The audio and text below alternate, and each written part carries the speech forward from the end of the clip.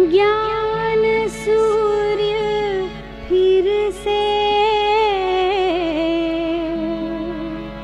शिव प्यारा आ गया।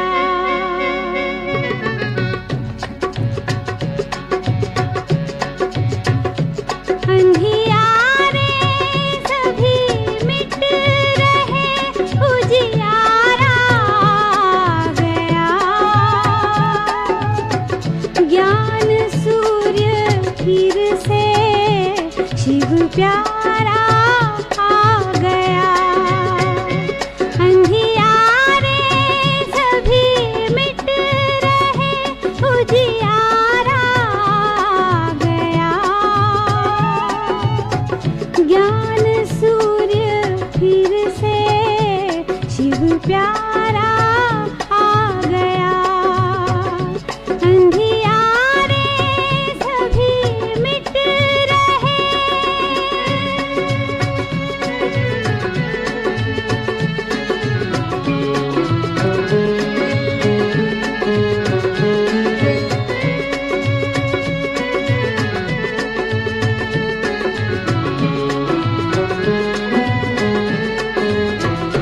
संसार फंसा हुआ था विकारों के जाल में। हर मानव बंधा हुआ था दुख के जंजाल में। हर आत्मा का फिर से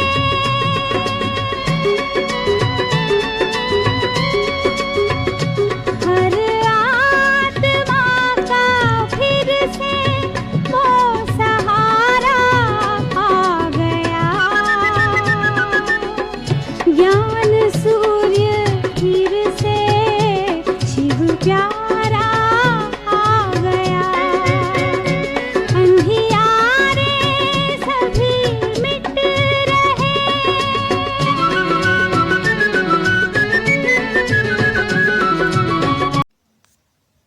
ओम शांति। आज 18 फरवरी 2023 बाबा की मुरली सुनेंगे। सबसे पहले देखते हैं मुख्य बिंदु। आज बाबा ने कहा कि बच्चों तुम्हें छीर खंड होकर रहना है, माना आपस में घुल मिलकर बहुत मीठे बनकर रहना है। बाबा ने कहा एक दूसरे से मतभेद में नहीं आना और बाबा की श्रीमत पर चलना है। और बाबा ने कहा कि कोई भी ऐसी बात जो किसी को दुख दे वो सुनानी नहीं है, बोलनी नहीं है, और ना बिना काम की बात कोई सुननी है। तो बाबा ने कहा कि अगर इन सब बातों को मानोगे तुम, तो इसका मतलब है तुम अपने ऊपर रहम करोगे और 21 जन्मों के लिए अपनी तकदीर बना लोगे। आज बाबा ने बताया कि अगर कोई तुमसे कोई प्रश्न पूछे और तुमसे ना बताना आए, मान लो अटक जाओ, तो बाबा ने कहा कि अपना अहंकार नहीं दिखाना चाहिए। उनको कहना चाहिए कि हम अभी स्टूडेंट हैं, अभी हम पढ़ रहे हैं, और हमसे जो तीखे, हमसे जो होशियार भाई या बहन हैं वो आकर आपको इसके बारे में आगे बताएंगे, और हम तो अभी पढ़ रहे हैं। बाबा ने कहा कि इस समय अनेक मतें हैं, किसी की मत दूसरे से मिलती नहीं, सब अपनी अपनी मत रखते हैं। तो बाबा कहते ऐसा नहीं हो सकता कि यहाँ पे सारी मत मिलके एक हो जाए। यहाँ एक मत नहीं हो सकती। बाबा ही एक मत की राजधानी स्थापन कर रहे हैं, क्योंकि बाबा एक मत देते हैं और जिस पे सारे बाबा के बच्चे चलते हैं। फिर बाबा ने कहा कि तुम्हें है ना अब किसी और की मत पे नहीं चलना, देहधारियों की मत पे नहीं चलना, एक बाप की मत पर ही चलना है। क्यों? एक बाप की मत पर चलकर तुम एक राजधानी में, एक मत वाली राजधानी में चले जाओगे। आज बाबा ने वरदान में बताया कि एवर रेडी तुम्हें बनना है। एवर रेडी का मतलब क्या है कि सब तरफ से बुद्धि तुम्हारी हटने की प्रैक्टिस होनी चाहिए। बाबा ने कहा कि जब तुम्हें ऑर्डर होगी अभी चलना है, तो बाबा कहते उस समय ना तो तुम्हें अपनी देह याद आए, ना शरीर के संबंध याद आए, ना कोई पदार्थ याद आए, ना कोई संस्कार याद आए। बाबा कहते सब तरफ से पेटी बिस्तरा तुम्हारा एकदम बंद होना चाहिए। और एक सेकंड में जब ऑर्डर मिले तो एक सेकंड में बाबा में बुद्धि टिक जानी चाहिए, या जो भी ऑर्डर मिले उस ऑर्डर को तुम्हें फॉलो करना है। बाबा ने कहा कि तुम्हारा पेटी बिस्तरा सब बंद होना चाहिए, सारी तरफ से संकल्पों से, सारी तरफ से बुद्धि तुम्हारी हटी हुई होनी चाहिए। इतनी तुम्हें प्रैक्टिस करनी है कि एक सेकंड में सब तरफ से बुद्धि हटाकर एक तरफ लगा सको। ओम शांति। अब सुनते हैं बाबा की मुरली विस्तार से। आज की मुरली का सार है, मीठे बच्चे तुम्हें चीरखंड होकर रहना है, मतभेद में नहीं आना है। कोई भी गंदी आदत है तो उसे छोड़ देना है, किसी को भी दुख नहीं देना है। बाबा ने कहा कि तुम्हें चीरखंड होकर रहना है, माना आपस में प्यार से रहना है, मिलजुल कर रहना है और किसी को दुख नहीं देना है। आज की मुरली में प्रश्न है, जन्म जन्मांतर के लिए ऊंच पद पाने के लिए कौन सा रहम स्वयं पर जरूर करना है? उत्तर है, स्वयं की अंदर से जांच करके जो भी बुरी आदतें हैं, क्रोध आदि विकार हैं, उन्हें निकाल देना है। चीरखंड होकर रहना है, एक की श्रीमत पर चलना है, मतभेद में नहीं आना, कोई भी इविल बातें न सुनना न सुनाना। अब बाबा ने सारी बातें बताई कि एक तो अपने अंदर कोई बुरी आदत है वो भी निकाल देना है, क्रोध आदि है वो भी समाप्त करना है, और दूसरा बाबा कहते हैं आपस में मिलजुल कर रहना है, मतभेद में नहीं आना, एक दूसरे से मतभेद में नहीं आना, और बाबा की श्रीमत पर चलना है। और कोई भी इविल बातें, माना ऐसी बातें जो हमारे काम की नहीं, ना तो सुननी है ना किसी को सुनानी है। तो बाबा कहते हैं अगर इन सब बातों को मानोगे तो इसका मतलब है कि तुम अपने ऊपर रहम कर रहे हो। मतलब बाबा जो श्रीमत देता है वो श्रीमत पर चलने में बच्चों का ही कल्याण है। तो अगर बच्चे श्रीमत पर चलते हैं तो बाबा कहता है कि तुम अपने ऊपर रहम कर रहे हो। इस तरह से इससे ही जन्म जन्मांतर के लिए ऊंच पद मिल जाता है। जो अपने ऊपर रहम नहीं करते वह 21 जन्मों के सुख को लकीर लगा देते हैं।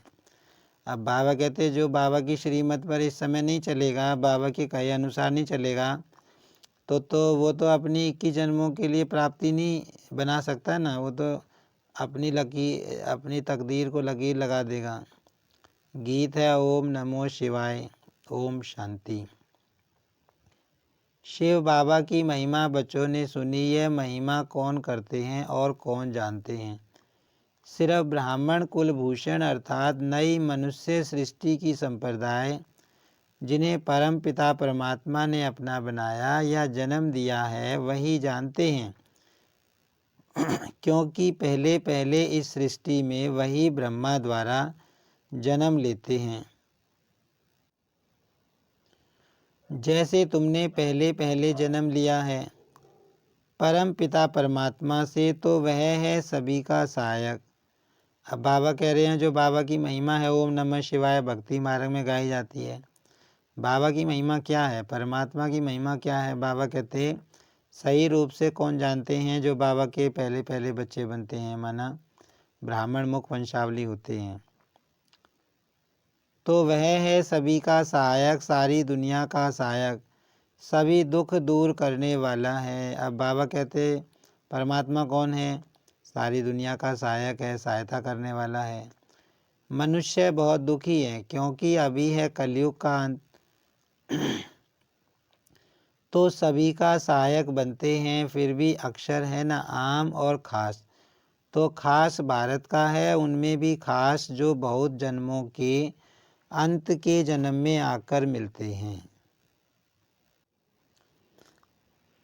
अब बाबा कह रहे हैं कि सहायक तो है शिव बाबा, परमात्मा सहायक तो है, लेकिन खास किनका है? उन बच्चों का है जो बाबा से पहले आकर मिलते हैं ना, जो माना ज्ञान मार्ग में बाबा के बच्चे बनते हैं। और आम तो सारी दुनिया का सहायक है ही बाबा, अर्थात जो पहले पहले सृष्टि पर आते हैं। तुम बच्चे जानते हो तो कैसे सबका सहायक आकर बनते हैं।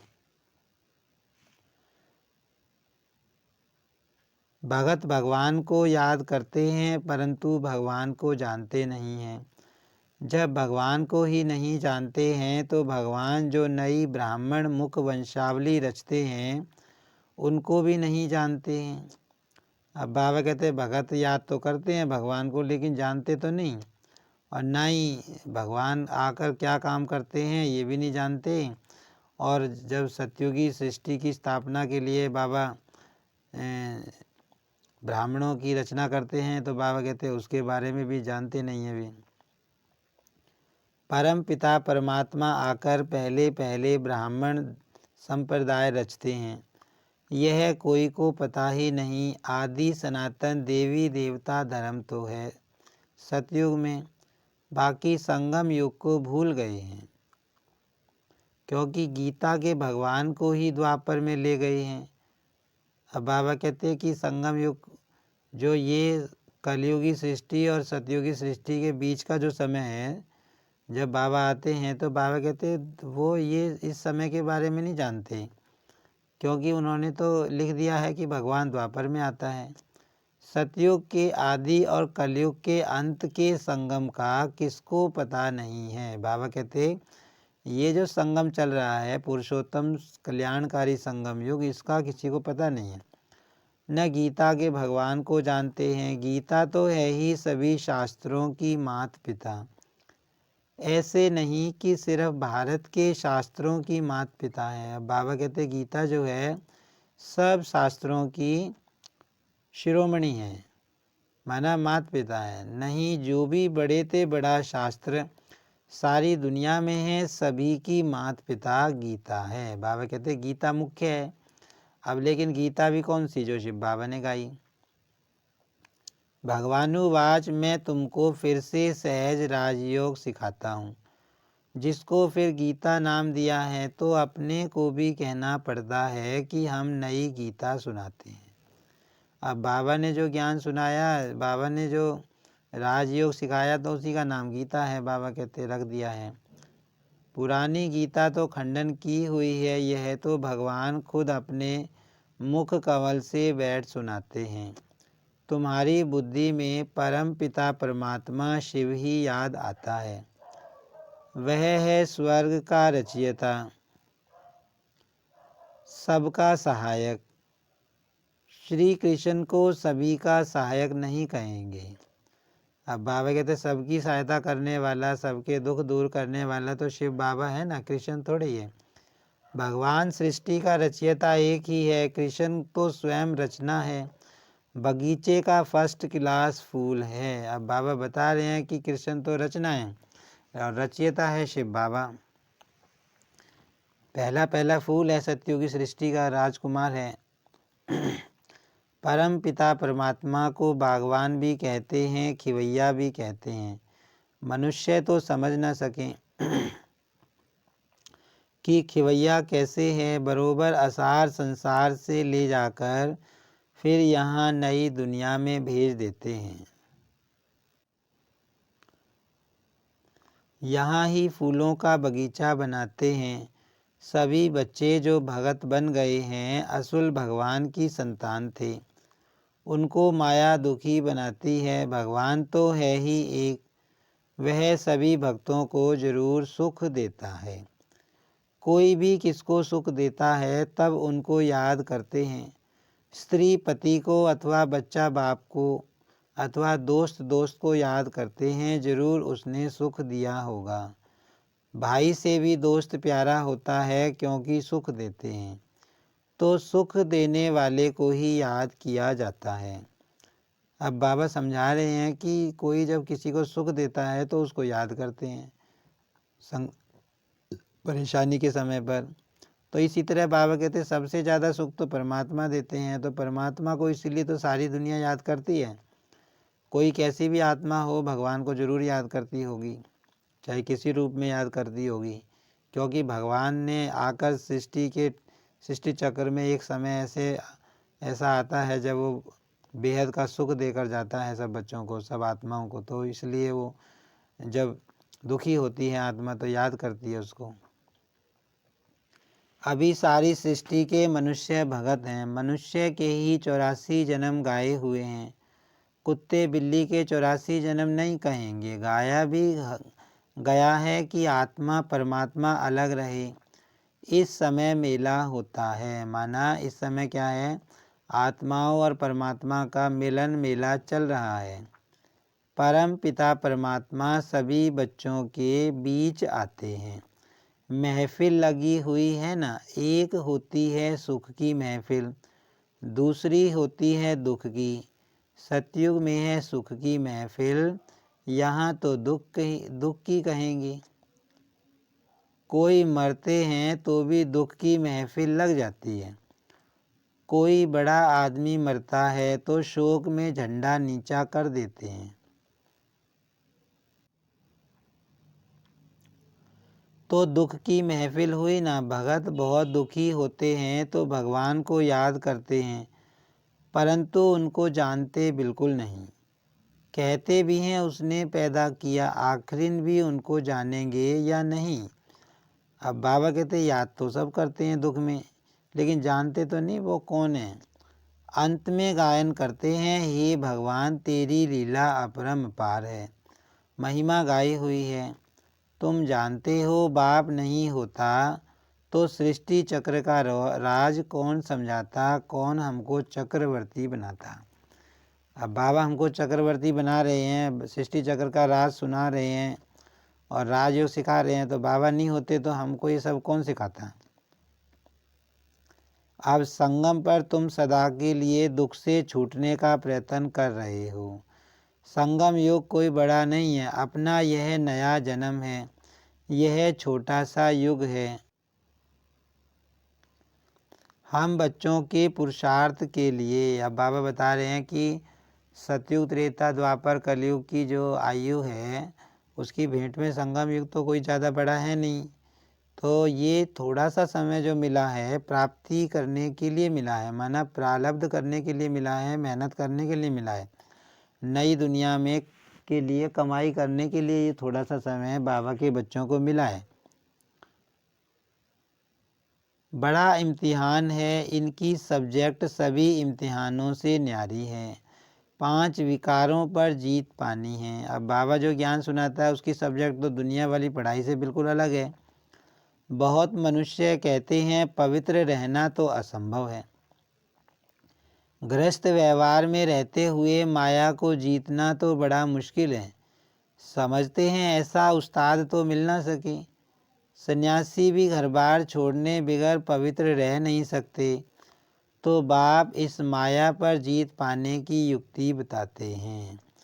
जैसे कल पहले भी सिखाई थी, जब बाबा सिखाते हैं तब हम भगत से ज्ञानी बनते हैं। इसको ही भारत का प्राचीन ज्ञान और योग कहा जाता है। जिसका वर्णन है भारत का प्राचीन ज्ञान और योग, वो बाबा हमको अभी सिखा रहे हैं। और जिस समय बाबा आकर बच्चों को ज्ञान देते हैं तो बच्चे बन जाते हैं भगत से ज्ञानी, पहले भगत थे। इसको दुनिया में कोई भी नहीं जानते। बाप समझाते हैं यह ज्ञान प्राय लोप हो जाता है और यह देवता धर्म भी लोप हो जाता है। ड्रामा ही ऐसा है, जब प्राय लोप हो जाए सृष्टि दुखी हो तब तो भगवान आकर फिर से स्थापन करे। अब बाबा समझा रहे हैं कि जो ज्ञान हम अभी सुन रहे हैं वो सतयुग में नहीं रहेगा। देवी देवताओं को थोड़ी ना स्मृति रहेगी कि हमने संगम युग पे शिव बाबा से ज्ञान सुना था। फिर बाबा कहते कि जब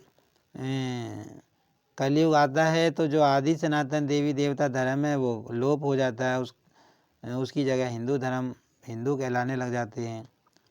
और फिर बाबा कहते हैं कि जब सारी सृष्टि दुखी होती है तब भगवान आकर नई दुनिया स्थापन करता है। यह भी कोई को पता नहीं कि कलयुग की आयु कब पूरी होती है। तुम ही बाप को और इस ड्रामा के आदि मध्य अंत को जानते हो। अब बाबा के बच्चे ही जानते हैं सृष्टि चक्र को।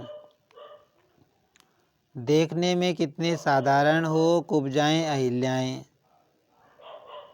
परंतु नॉलेज कितनी ऊंची है। अपने सारे 84 जन्मों के चक्र को तुम जानती हो। अब बाबा के बच्चे कितने साधारण हैं, लेकिन ज्ञान कितना ऊंचा है उनको। और बाबा कहते हैं बड़े बड़े विद्वान बैठे हैं, उनको भी ये ज्ञान नहीं है सृष्टि चक्र का।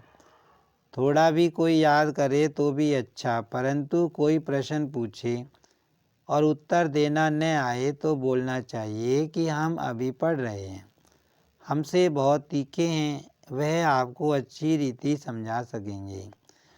अपना अहंकार नहीं रखना चाहिए। अब बाबा समझा रहा है, कह देना चाहिए हमारी बड़ी बहन जी बहुत तीखी हैं, आप फिर कोई समय आना तो वह समझाएंगी।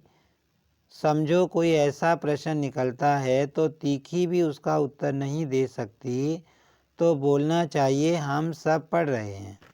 अब बाबा समझा रहे हैं कि मान लो कोई ऐसा प्रश्न पूछ लेता है और जो हमसे बताया नहीं जाता, तो बाबा कहते हैं उस समय अपना अहंकार नहीं दिखाना चाहिए। और बाबा कहते हैं कहना चाहिए कि हम तो अभी पढ़ रहे हैं, भगवान हमें पढ़ाई पढ़ा रहा है, अभी हम स्टूडेंट हैं, तो हमसे जो होशियार हैं वो आपको बताएंगे बाद में आकर। अंत तक पढ़ते रहेंगे, गुह्य से गुह्य नॉलेज सुनते रहेंगे, गहरी से गहरा ज्ञान बाबा कहते तुम सुनते रहेंगे। यह पॉइंट अभी हमको समझाई नहीं गई है। यह तो ज़रूर है इतना समय जो पढ़ा है तो ज़रूर अजुन गुह्य पॉइंट रही हुई हैं जो सुनाते रहेंगे। स्कूल में भी धीरे धीरे पढ़ाया जाता है, ऐसे थोड़े एक ही दिन में सारी नॉलेज मिल जाती है। अब बाबा कहते एक दिन में थोड़ी ना सबको सारी नॉलेज बाबा दे देंगे। वैसे यहाँ भी पढ़ाई में योग लगाने में आप समान बनाने में समय लगता है। अब बाबा का ज्ञान इतने वर्षों से चल रहा है, बाबा के बच्चे मेहनत कर रहे हैं, तो जन्म जन्मांतर के जो संस्कार पड़े हुए हैं, आत्मा काली बन गई है, पतित बन गई है, तो 2500 साल का जो पतित पना है बाबा कहते हैं वो एक दिन में थोड़ी ना निकल जाएगा, मेहनत टाइम लगता है उसमें। तो इतना जो टाइम मिला हुआ है बाबा के बच्चों के लिए, तो ये इसी के लिए मिला हुआ है। बाप दिन प्रतिदिन सहज कर समझाते हैं, भगवान एक है उनको ही सब याद करते हैं। भगवान ही हेवन स्थापन करते हैं, तो जरूर देवता बनाने के लिए संगम पर ही राजयोग सिखाएंगे। तो मैनर्स भी ऐसे चाहिए, जब पाप खत्म हो तब तो विजय माला का दाना बने, टाइम लगता है। अब बाबा कहते हैं जो सिर पे पाप चढ़े हुए हैं वो एक दिन योग लगा के थोड़ी ना उतर जाएंगे, तो बाबा कहते हैं उसमें उसके लिए टाइम चाहिए। जन्म जन्मांतर की आत्माओं के कर्मों का खाता है जो इस संगम युग पर ही चुकतू होता है। यह है सुहावना संगम का मेला। समझाना है सारी दुनिया के मनुष्य भगत हैं, साधना करते हैं भगवान के लिए कि वह परमात्मा आकर सभी को वापस ले जाए, मुक्ति जीवन मुक्ति का ज्ञान दे देवे, देवता धर्म की स्थापना करे। सन्यासी तो समझते हैं सुख काग विष्ठा समान है, सो तो जरूर इस दुनिया का सुख ऐसा है, परंतु क्या भारत में कभी सुख नहीं था? सन्यासी तो पसंद करते हैं मुक्ति को, वह कभी जीवन मुक्ति का ज्ञान दे न सकें। अब बाबा समझा रहे हैं कि सन्यासी तो क्या सोचते हैं कि दुनिया में सुख है ही नहीं, काग विष्ठा के समान है, इसलिए वो छोड़ के चले जाते हैं। लेकिन बाबा कहते हैं उनको ये पता नहीं कि ऐसा समय भी था जब यहाँ सुख था, हमेशा का सुख था। और वो तो बाबा कहते हैं मुक्ति के लिए मेहनत करते हैं, मुक्ति के लिए तपस्या करते हैं, जीवन मुक्ति को तो जानते ही नहीं। बाबा दो चीज़ें बताता है। बाबा कहता है कि बाबा से तुमको मुक्ति और जीवन मुक्ति दो मिलते हैं। मुक्ति का मतलब क्या होता है कि आत्मा यहाँ से शरीर छोड़ेगी विनाश के बाद और परम धाम में जाकर बैठ जाएगी। माना धरती पर आएगी तो न के बराबर आएगी, कुछ समय ही वो धरती पर जन्म लेगी, कुछ जन्म ही लेगी। जैसे बाबा बताता है ना कि 84 जन्म आत्मा लेती है ज़्यादा से ज़्यादा। अब 84 जन्म कौन सी आत्मा लेगी? 84 जन्म उस आत्मा के होते हैं जो सतयुगी सृष्टि के बिल्कुल शुरू में आ जाती है। लेकिन बाबा कहते हैं लास्ट तक आना चलता रहता है आत्माओं का। जो कुछ आत्माएं ऐसी हैं जो अभी आ रही हैं, तो माना वो तो पूरा चक्र ऊपर ही रही हैं। तो ऐसी आत्माओं को बाबा कहते हैं ये मुक्ति वाली आत्माएं होती हैं, जो बहुत आती तो हैं 1 या 2 जन्म या कुछ ही जन्म धरती पर लेती हैं, बाकी पूरा चक्र वो ऊपर ही बैठी रहती हैं। तो इसको तो मुक्ति बोलते हैं। दूसरी होती है जीवन मुक्ति। बाबा कहते हैं तुम बच्चों को जीवन मुक्ति मिलती है, बाबा के बच्चों को। क्यों? जीवन मुक्ति का मतलब है कि जीवन में भी हैं और जीवन में रहते हुए सुख भोग रहे हैं। तो वो सतयुग त्रेता में हमको जीवन मुक्ति मिलती है, बाबा कहते हैं। लेकिन सन्यासी उस जीवन मुक्ति को नहीं जानते, वो तो मुक्ति के लिए ही मेहनत करते हैं।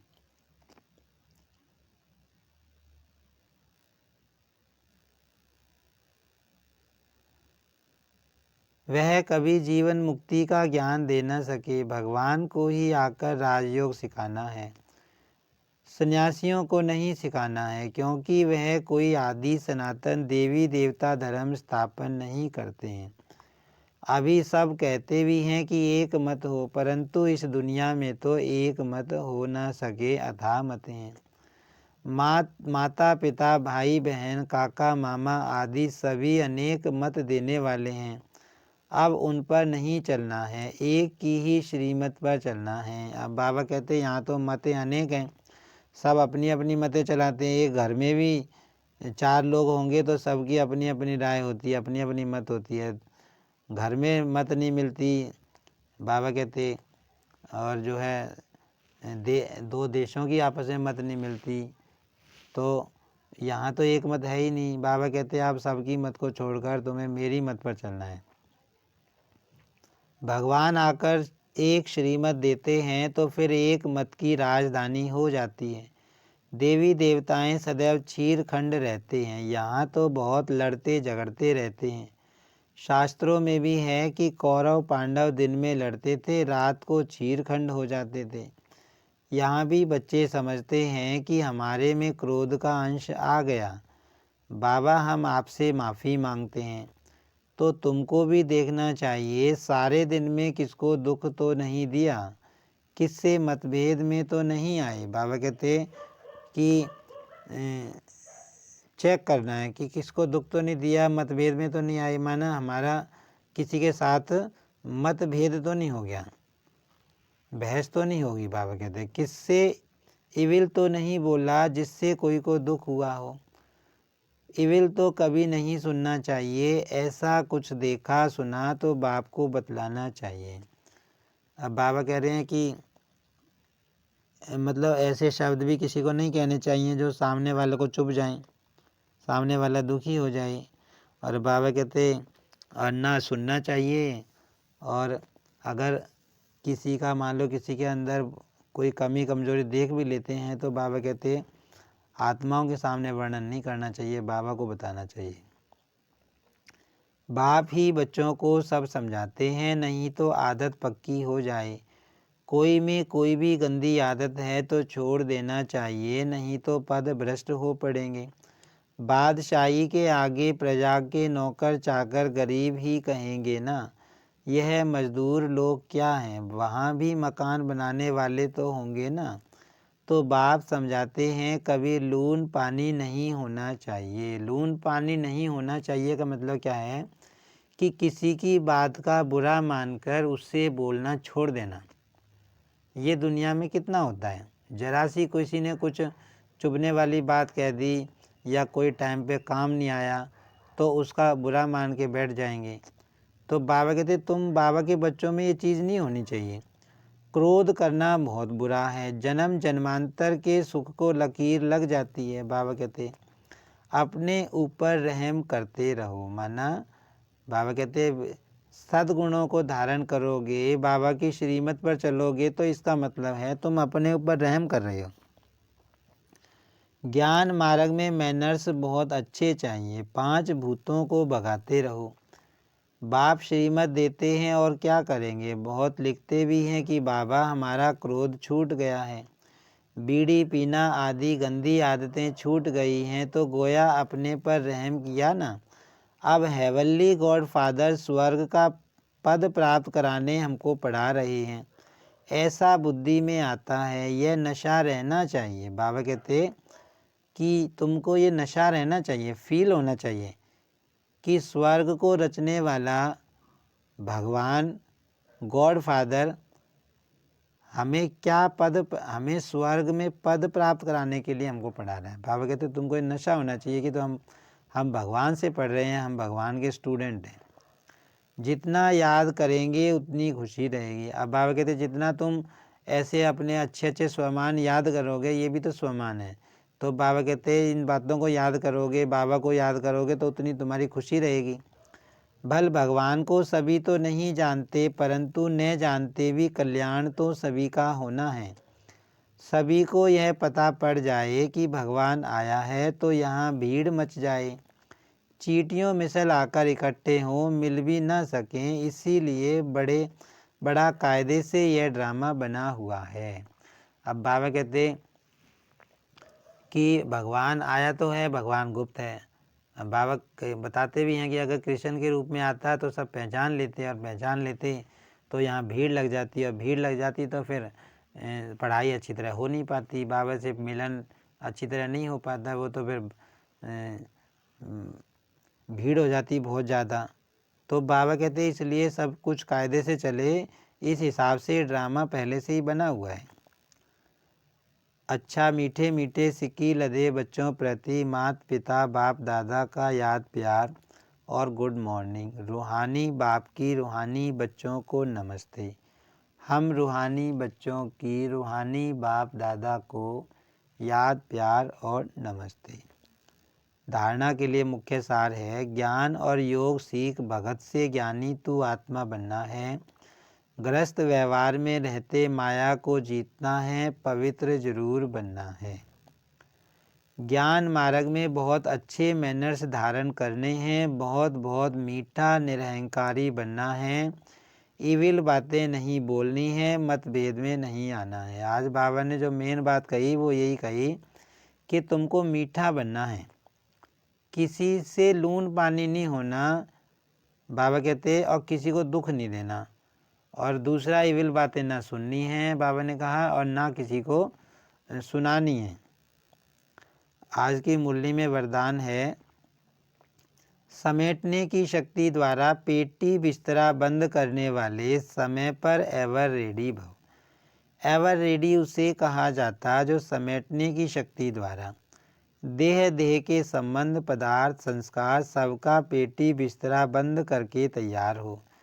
इसलिए चित्रों में भी समेटने की शक्ति को पेटी बिस्तरा पैक किया हुआ दिखाते हैं। संकल्प भी न आए कि अभी यह करना है, यह बनना है, अभी यह रह गया है, सेकंड में तैयार, सेकंड समय का बुलावा हुआ और एवर रेडी। कोई भी संबंध व पदार्थ याद न आए। अब बाबा कहते तुम्हें एवर रेडी रहना है।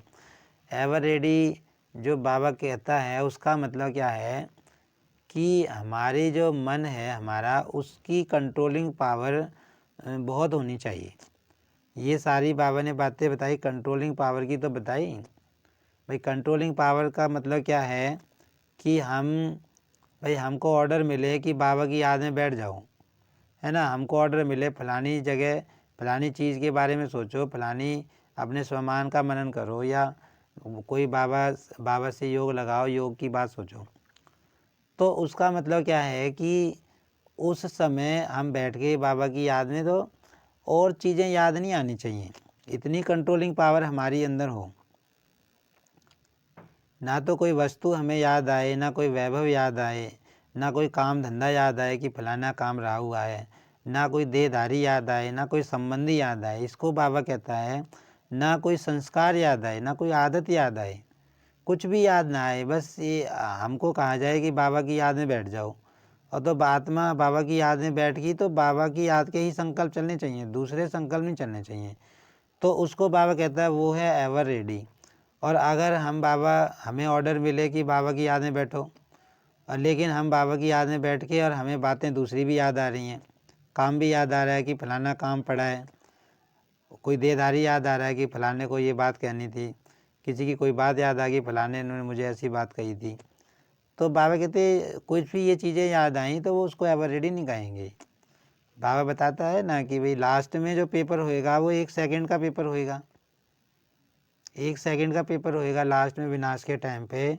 तो उस पेपर का मतलब क्या है? उस पेपर का मतलब ये है कि अगर उस सेकंड हमने अपनी बुद्धि कंट्रोल कर ली और सब चीज़ों से बुद्धि हटा ली, तो बाबा कहते और तुम्हारी बुद्धि अगर बाबा में लग गई तो तुम पास हो जाओगे। और जिसकी बुद्धि नहीं लगी उस समय घर याद आया, बच्चे याद आए, रिश्तेदार याद आए, वस्तु याद आई, वैभव याद आए, तो बाबा कहते फिर वो आत्मा फेल हो जाएगी। लास्ट का जो पेपर जो होगा वो 1 सेकंड का होगा। अब बाबा ये भी बताता है कि भाई लास्ट में बुद्धि को कंट्रोल कौन कर पाएगा? जिसका बहुत समय का अभ्यास अभी का होगा। अभी का जिसका मन बुद्धि को कंट्रोल करने की प्रैक्टिस होगी, बाबा तभी तो कहता है घड़ी घड़ी मुझे याद करो, मुझे याद करो, ताकि लास्ट में बाबा ही याद आए, इसलिए तो बाबा कहता है। तो जिसका अभी का अभ्यास होगा वही अपनी बुद्धि को कंट्रोल कर पाएगा, लास्ट में मन बुद्धि को कंट्रोल कर पाएगा। और जिसका अभ्यास अभी नहीं होगा तो उसकी तो मन बुद्धि कंट्रोल होगी ही नहीं। तो बाबा कहता है, स्लोगन है आज की मुरली में, परमात्मा के गुणों और शक्तियों को स्वयं में धारण करना ही महान तपस्या है। तो ये थे आज के बाबा के मधुर महावाक्य। ओम शांति।